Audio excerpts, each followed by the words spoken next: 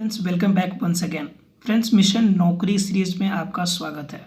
Friends इसमें हम लोग जानेंगे इम्पोर्टेंट क्वेश्चंस, जीके जीएस के वैसे क्वेश्चंस जो आपके एग्जाम से रेलिवेंट है और श्योर आपके एग्जाम में ये क्वेश्चंस आएंगे।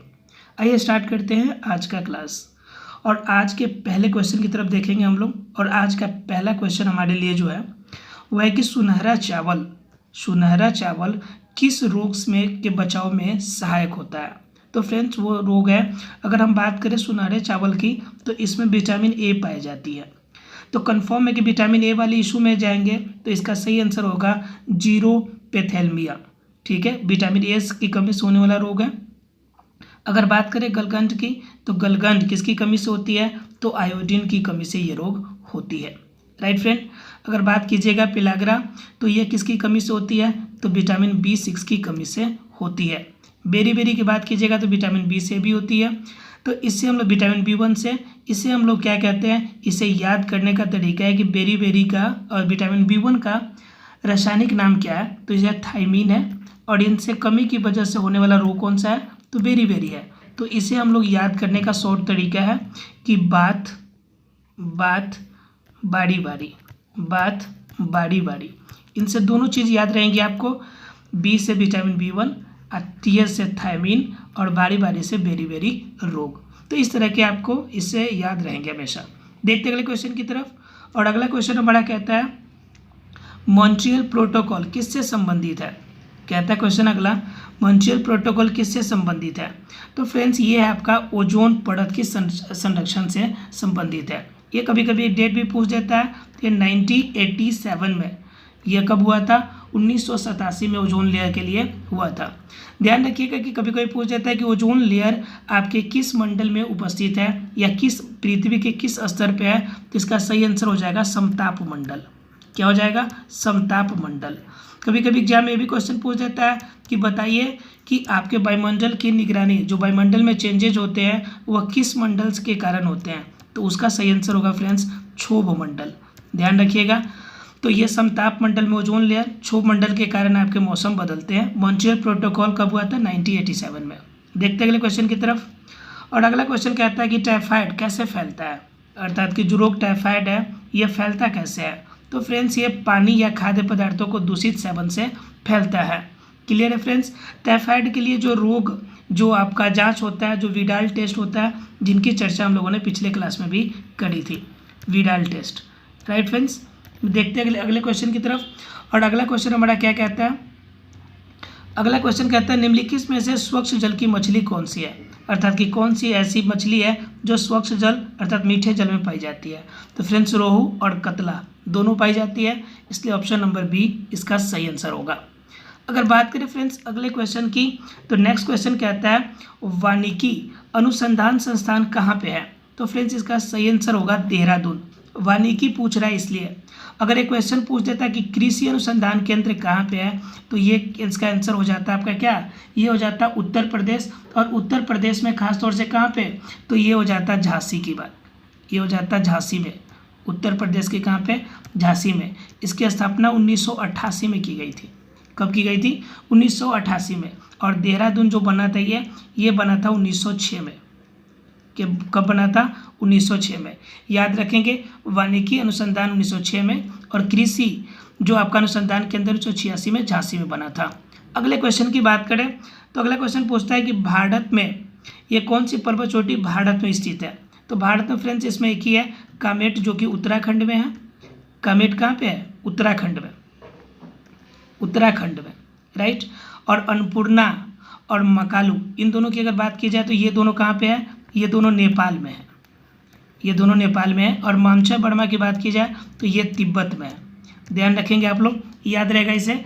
कभी कभी अगर पूछ देगा उत्तराखंड का है तो कंफर्म है कि आपके इंडिया का है, तो हो सकता है कि इसकी ऊंचाई भी पूछ ले, तो ये भी आप याद रखिएगा। 7756 जो होते हैं मीटर जो है इसकी ऊंचाई है। क्लियर फ्रेंड्स, कामेट की। देखते अगले क्वेश्चन की तरफ। और अगला क्वेश्चन कहता है आपका कि जापान के याकोहामा शहर में 1994 में आपको बताना है कि कौन सा आपका संयुक्त राष्ट्र संघ के सदस्यों के द्वारा सम्मेलन कौन सा हुआ था। तो फ्रेंड्स वो सम्मेलन हुआ था प्राकृतिक आपदा के नियंत्रण पे आधारित ये हुआ था। ये कब से कब तक चला था? तो ये मीटिंग चली थी 23 मई से लेकर 27 मई तक। 23 मई से 27 मई 1994 तक की मीटिंग रखी गई थी, जिसमें प्राकृतिक आपदा नियंत्रण के लिए बात की गई थी, जिसमें आपके कार्बन जीरो करने की बात की गई थी। देखते अगले क्वेश्चन की तरफ। और अगला क्वेश्चन हमारा कहता है कि भारतवर्ष की नूनमती तेल शोधक कारखाना कहाँ पे है? नूनमती, तो नूनमती फ्रेंड्स असम में है। और बिहार में सिर्फ एक ही तेल शोधक आपका है तेल शोधक कारखाना, वो है कहाँ पे है? बरौनी में। एग्जाम में क्वेश्चन ये पूछ सकता है, याद रखिएगा कि बिहार में सिर्फ एक ही है, बरौनी में। और कभी कभी ये भी क्वेश्चन पूछ जाता है कि बताइए कौन सा तेल शोधक कारखाना सबसे पुराना है? तो वो ध्यान रखिएगा डिगबोई है। कौन है? डिगबोई। और डिगबोई कहाँ स्थित है? तो डिगबोई आपका स्थित है असम में। डिगबोई भी कहाँ स्थित है? असम में ही स्थित है। क्लियर? देखते अगले क्वेश्चन की तरफ। और अगला क्वेश्चन कहता है कि गुलबदन बेगम ने किसके कहने पर हुमायूंनामा लिखा था? हुमायूंनामा जो लिखा था किसके कहने पे लिखा था? तो फ्रेंड्स ये लिखने की श्रेय आपको लिखने के लिए किसने कहा था? तो अकबर ने कहा था इसे। क्लियर है फ्रेंड्स? देखते अगले क्वेश्चन की तरफ। और आगे की अगर बात करें तो क्वेश्चन पूछता है कि सीरी शहर और सीरी दुर्ग का निर्माण किसने कराया था? सीरी दुर्ग और सीरी शहर का निर्माण किसने कराया था? तो फ्रेंड्स ये थे आपके अलाउद्दीन खिलजी। दरअसल क्या था कि मंगोल आक्रमणकारी से बचने के लिए इसका निर्माण कराया गया था। मंगोल आक्रमणकारी से बचने के लिए कराया गया था। देखते अगले क्वेश्चन की तरफ। अगला क्वेश्चन कहता है अकबर के 1567 ईस्वी में चित्तौड़ आक्रमण के समय वहाँ का शासक कौन था? तो फ्रेंड्स वहाँ का शासक उस समय कौन था? उदय सिंह था। अगर बात करें हम लोग की अमर सिंह की, तो अमर सिंह की भी लड़ाई अकबर से हुई थी, लेकिन ये लड़ाई कब हुई थी? 1599 में, जब आपके क्या हुए थे? अकबर हार गए थे। ध्यान रखिएगा 1599 में, यहाँ पे लिख देता हूँ मैं, 1599 में जब अकबर हार गया, अमर सिंह हार गए थे।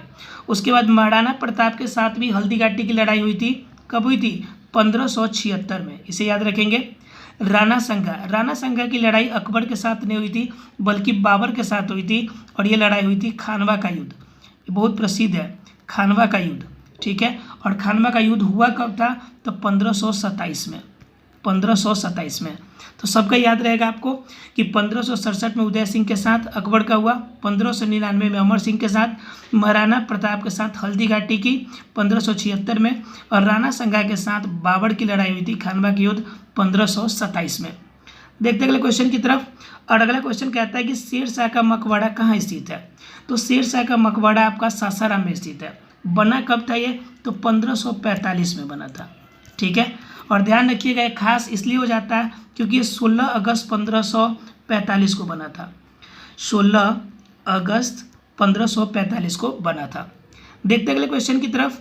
और अगला क्वेश्चन कहता है आपका कथा सरिता सागर, ये किसके लिए, इसके लेखक कौन है? तो इसके लेखक है सोमदेव। अब वास्तव में कहा जाए तो ये क्या है कि संस्कृत की बहुत अच्छी बुक मानी जाती है, संस्कृत साहित्य की सबसे अच्छी बुकों में से एक मानी जाती है कथा सरिता सागर, जिसके राइटर सोमदेव हैं। देखते अगले क्वेश्चन की तरफ। तो कहता है आपका गुप्तकालीन प्रथम गणितज्ञ खगोल शास्त्री कौन थे? तो फ्रेंड्स वो थे आर्यभट्ट। आर्यभट्ट सबसे प्राचीन माने जाते हैं क्योंकि इनका जन्म 345 के आसपास में हुआ था। अब क्या है, लेकिन अगर ये आर्यभट्ट नहीं होता ऑप्शन में तो इसका सही आंसर हो जाता है आपका वाड़ा मिहिर। ध्यान रखिएगा, इसका ऑप्शन आर्यभट्ट दिया हुआ इसलिए आर्यभट्ट सही होगा। अगर आर्यभट्ट नहीं होता तो वाड़ा मिहिर इसका सही आंसर होता। देखते अगले क्वेश्चन की तरफ। अगला क्वेश्चन कहता है कि निम्न में से कौन जैन के 23वें तीर्थकर थे? 23वें तीर्थकर कौन थे? तो पार्श्वनाथ थे। ध्यान रखिएगा। और आपकी जैन धर्म की स्थापना करने वाले कौन थे? ऋषभदेव, अर्थात कि पहले आपके कौन थे? ऋषभदेव। और महावीर कितने रैंक के थे? तो 24वें थे। एग्जाम में क्वेश्चन में पूछ देता है आपसे। पार्श्वनाथ 23वें, आपका महावीर 24वें, और आपका ऋषभदेव जो थे प्रथम, जिन्होंने जैन धर्म की स्थापना करी थी। देखते अगले क्वेश्चन की तरफ। अगला क्वेश्चन कहता है निम्नलिखित में से किसने हिंदी भाषा भारत की राष्ट्रभाषा के रूप में स्वीकारा और स्वराज शब्द का पहली बार प्रयोग किया? तो फ्रेंड्स ये थे आपके स्वामी दयानंद सरस्वती, जिन्होंने पहली बार राष्ट्रभाषा के रूप में भी स्वीकारा और स्वराज शब्द का भी पहली बार प्रयोग किया। देखते अगले क्वेश्चन की तरफ। और अगला क्वेश्चन हमारा कहता है कि अखिल भारतीय राष्ट्रीय कांग्रेस का प्रथम महिला अध्यक्ष कौन थी। तो प्रथम महिला अध्यक्ष की बात की जा रही है, भारतीय महिला अध्यक्ष, इसलिए सरोजिनी नायडू होगी। अगर सिर्फ महिला अध्यक्ष होता तो इसका सही आंसर हो जाता एनी बेसेंट। ध्यान रखिएगा, अगर सिर्फ महिला की बात होती तो एनी बेसेंट होता, लेकिन भारतीय महिला की बात हो रही है तो सरोजिनी नायडू होगा। और सरोजिनी नायडू 1925 में बनी थी। कब बनी थी? 1925 में यह अध्यक्षता की थी। एक और बात सरोजिनी नायडू का याद रखिएगा कि यह स्वतंत्र भारत की प्रथम राज्यपाल भी थी जो यूपी की राज्यपाल बनाई गई थी। यूपी की राज्यपाल बनाई गई थी। देखते अगले क्वेश्चन की तरफ। और अगला क्वेश्चन हमारा क्या कहता है वो देखिए। अगला क्वेश्चन कहता है कि रविन्द्रनाथ टैगोर ने अपनी सर की उपाधि कब लौटा दी थी। तो सर की उपाधि कब लौटाई थी? जब जलियांवाला बाग का हत्याकांड हुआ था। ये कब हुआ था? तो 13 अप्रैल 1919 को हुआ था। 13 अप्रैल 1919 को हुआ था। ध्यान रखिएगा, इसमें जनरल ओ डायर ने क्या किया था? यह गोली चलाने की आदेश दिया था। ध्यान रखिएगा इसमें। चलिए देखते हैं अगली की तरफ। उसके बाद आगे की बात करें हम लोग तो 1937 में कह रहा है कि कांग्रेस मंत्रिमंडल ने कितने प्रांतों में अपनी जीत दर्ज की थी। तो फ्रेंड्स उसका सही आंसर होगा 8। ठीक है, इसी के समय क्या हुआ था कि बिहार में पहले पीएम के रूप में चुने गए थे मोहम्मद यूनिस खान, जिसकी चर्चा मैंने पिछले वीडियो में करी थी आपको। मोहम्मद यूनिस खान पहले प्रधानमंत्री बने थे बिहार के, इसलिए। और 8 प्रांतों में उनकी जीत हुई थी 1937 के जो आपका चुनाव हुआ था उसमें। 1935 के नियम के आधार पे 1937 में पहली बार इलेक्शन हुआ था। देखते अगले क्वेश्चन की तरफ। और अगला क्वेश्चन हमारा कहता है भारतीय मुस्लिम लीग की स्थापना कब हुई थी। तो मुस्लिम लीग की स्थापना की बात करें तो इसका सही आंसर होगा 1906। Right friends. उसके बाद अगर बात करें आपका 1885 की तो कांग्रेस की स्थापना। 1905 की अगर बात करें तो बंगाल विभाजन। और अगर 1907 की बात करें तो सूरत का अधिवेशन, जिसमें गर्म दल और नरम दल के बीच में क्या हुई थी? टकरार हुई थी और 2 भागों में कांग्रेस बट गई थी। तो ये चारों डेट आपके लिए इंपॉर्टेंट है और चारों याद रखेंगे। कांग्रेस की स्थापना 1885, 1905 बंगाल विभाजन, 1907 सूरत अधिवेशन। देखते अगले क्वेश्चन की तरफ। कहता है प्रार्थना समाज के संस्थापक कौन थे। तो फ्रेंड्स ये थे MG रनाडे, अर्थात कि महादेव गोविंद रनाडे। इन्होंने कब की थी स्थापना इसकी? तो इनकी कल्पना के 67 में इन्होंने इनकी स्थापना करी थी। Right friends. तो इसे याद रखना है कि 1967 में इसकी स्थापना की गई थी। किनके द्वारा? MG रनाडे के द्वारा यह स्थापना की गई थी। 1967 नहीं, माफ कीजिएगा 1867। ठीक है, देखते आगे की तरफ। अगला क्वेश्चन कहता है हमारा गांधी जी का दांडी यात्रा की बात, कि दांडी यात्रा प्रारंभ कब की गई थी। तो फ्रेंड्स ये की गई थी 12 मार्च को और चला कब तक था? तो 6 अप्रैल तक चला था। ध्यान रखिएगा, एग्जाम में कभी कभी डायरेक्ट डेट पूछ देता है कि कितने दिन तक चला था। तो इसका सही आंसर होगा 24 दिनों तक। और क्वेश्चन पूछेगा कि कहाँ से चली थी। तो ये साबरमती आश्रम से चली थी, अहमदाबाद के साबरमती आश्रम से। और साबरमती आश्रम से कहाँ तक गई थी? दांडी तक गई थी। Right friends. कभी कभी क्वेश्चन ये भी पूछ देता है कि क्यों यह यात्रा की गई थी। तो नमक कानून तोड़ने के लिए की गई थी 6 अप्रैल को। उसके बाद आपका नमक कानून तोड़ने के बाद गांधी जी की भी आपकी गिरफ्तारी भी हुई थी। ये सभी घटना भी एक साथ आप लोग याद रखेंगे। देखते अगले क्वेश्चन की तरफ। और अगला क्वेश्चन कहता है हमारा कि वर्ष 2011 के जनगणना के अनुसार भारत की न्यूनतम जनसंख्या घनत्व, किसकी जनसंख्या घनत्व सबसे कम है? तो अरुणाचल प्रदेश की जनसंख्या घनत्व सबसे कम है।